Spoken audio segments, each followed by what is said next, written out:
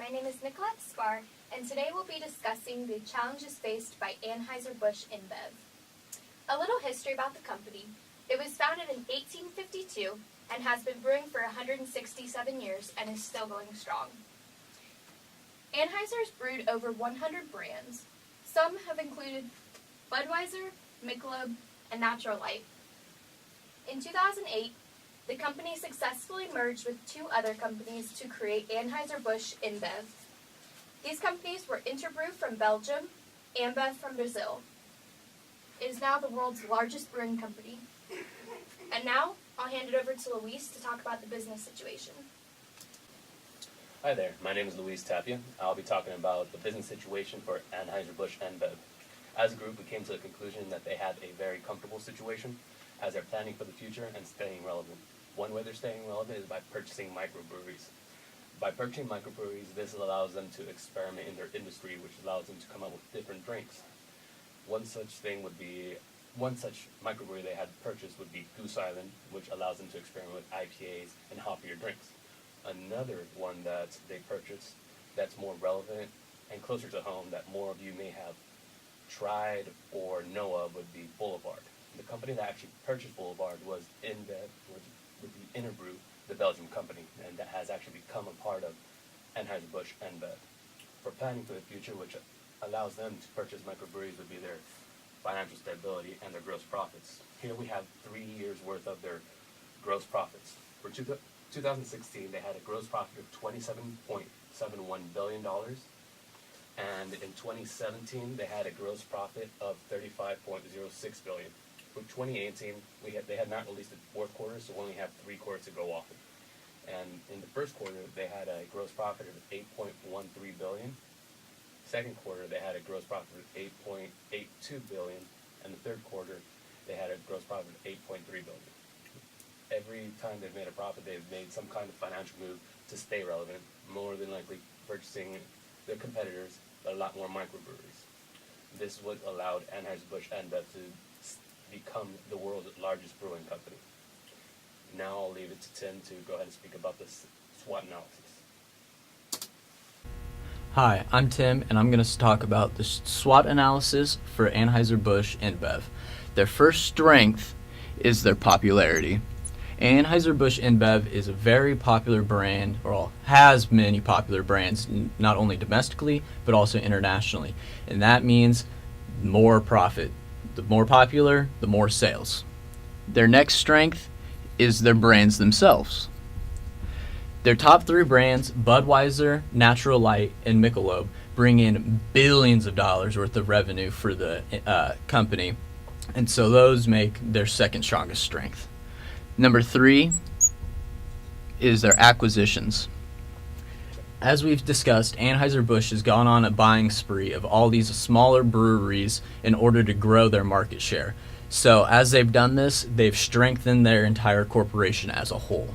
Their first weakness is the rise of the dollar. So with their international sales and the US dollar, when they make the exchange rate over from, let's just say the euro over to the US dollar, they can actually be loss in their profits in the exchange rate. So that's why it's one of their weaknesses. Their next weakness is integration. So as they continue buying all these companies, they got to figure out how to incorporate not only the product lines, meaning the different types of beers, the different labels, the different names, but also the work cultures and how to make that seamlessly all into one larger corporation. Their third weakness is the management of volumes. So as they buy all this beer, how are they going to actually bring it to market? Are they going to continue to use the same distributors, or are they going to allow some of these smaller companies to use their own, creating headaches? Let's move on to their opportunities. Their first opportunity is craft beers. So with as the domestic tastes have changed in customers, many more people like to have craft beers rather than the traditional domestic beers. So they keep acquiring some of these smaller breweries, such as previously mentioned Goose Island, in order to reach out to those IPA-loving, hop-loving customers. Their next opportunity comes in the form of exposure. So as they buy more brands and they get more craft beers, they have a better opportunity to reach out and market to more customers. This will lead to more sales, which will lead to more profit. Their last opportunity is work culture. And I know I talked about it with integration being a weakness, but it is an opportunity because it allows them to take apart some of these smaller businesses and smaller breweries and figure out, well, this part of the brewery really works well. This part of the work culture really does not, and they can split that apart, integrate the parts that work into their national franchise, and the parts that won't, they can go ahead and get rid of and replace with something that they know will work better. So moving on to their threats, their first threat are legal hassles.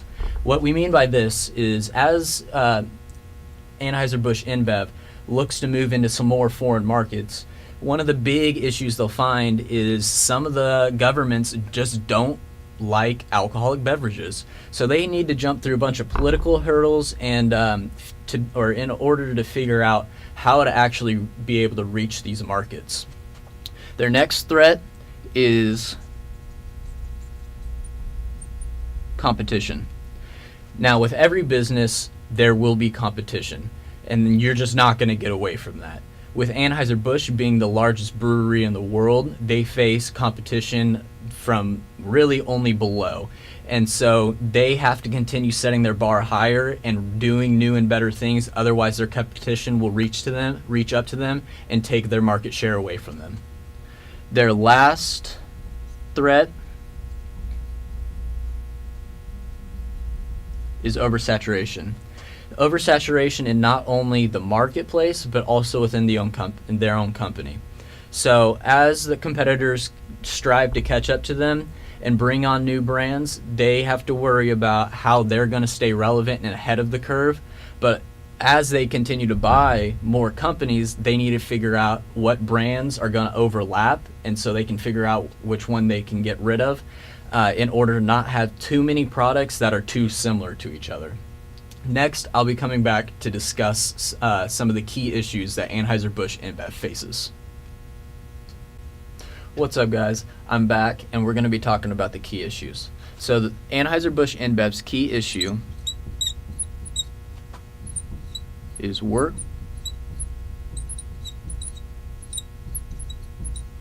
cultures clashing. What we mean by this is as they acquire all these new companies, they need to figure out which part of these companies that they are small breweries they like and want to nourish, and what parts they want to go ahead and scrap and replace with something from headquarters. Their second key issue that we found is networking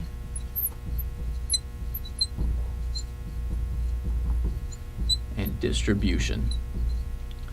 And by this, we mean that as these more companies come into the fold for Anheuser-Busch InBev, they're going to have all these this volume of beer, like previously mentioned, in their weaknesses. So do they want to try to find a national provider for their domestic products and then also a separate provider for their international products? Do they want to continue using their current format where they have a different distributor for each of their states? Or do they want to go ahead and let one of their newly acquired companies, such as Goose Island, continue to use their current distribution and just have corporate deal with that? So all of these things are ideas that the corporate executives need to keep in their head when trying to figure out and plan for the future. But for now, I'm going to pass it off to Nikki, and she's going to talk about our recommendations. After assessing the company's key issues, we came up with a couple recommendations in order to help them better succeed. First, we'd like them to stop acquiring new businesses and start focusing on decentralizing management in the businesses they've just bought. By doing so, this will help them to keep strategies in each company that work and throw out those that don't. This will also help the smaller companies to feel as though they're not being controlled and that they have a say in important business matters. Next, we'd also like to suggest that they form a uniform distribution network. Anheuser has acquired so much of the market it's become oversaturated. If they form a uniform distribution network, this will help them cut costs on deliveries and help them profit in the long run. Next is Luis with the potential outcomes. Hi there, I'm here to talk about potential outcomes for Anheuser-Busch InBev. If Anheuser-Busch InBev stops acquiring companies, one positive outcome is that companies that they could purchase are going to have the chance to develop, thus being worth more to them in the future, so they would have to put less effort into developing them and making them successful. One negative outcome is that they could possibly miss an opportunity to purchase a worthwhile company, allowing one of their competitors to acquire that one, thus creating more competition for themselves just by not purchasing the company. Next, we're going to talk about decentralization. If Anheuser-Busch InBev decentralizes management for all the companies they acquire, one healthy outcome would be there would be a healthier work culture, because Anheuser-Busch InBev would allow the companies they acquire to continue running and being ran how they are, that way keeping all the employees there happy. One negative thing would happen would be that there would be chaos, or would seem like chaos to Anheuser-Busch's upper management, because upper management likes to know how everything is being ran, and if they can allow them to manage themselves, it would seem like the companies they acquire are doing what they want instead of what Anheuser-Busch wants. Next, I'm going to be talking about a unified distribution network. A positive about this would be it would be extremely cost effective for Anheuser-Busch InBev. They would save a ton on distribution alone. Another thing would be communication. Communication would become much more streamlined and easier for Anheuser-Busch InBev. They would have to check with less distributors and with less companies. They would be able to check with one centralized distributor to see where their shipment is, why it's late, or anything along those lines. One negative would be there would be resistance from the companies they acquire, because more than likely they are small enough that they had made promises with friends or family to continue shipping with them or allowing them to ship their products. And that anytime you try to take a promise or a contract away from a family member or friend, you're met with resistance. Now I'm going to leave it to Tim to talk about implementation. Hi, we're going to go ahead and discuss some of the steps for our implementation of our recommendations. Our first step is to go ahead and stop buying companies. This is a really easy one. All they need to do is stop buying companies. What we recommend they do instead is take some of that money and reinvest into some R&D and market research to go ahead and find what new and greatest craft beers the market would like in order just to go ahead and drive up sales. Our next step is going to involve decentralization.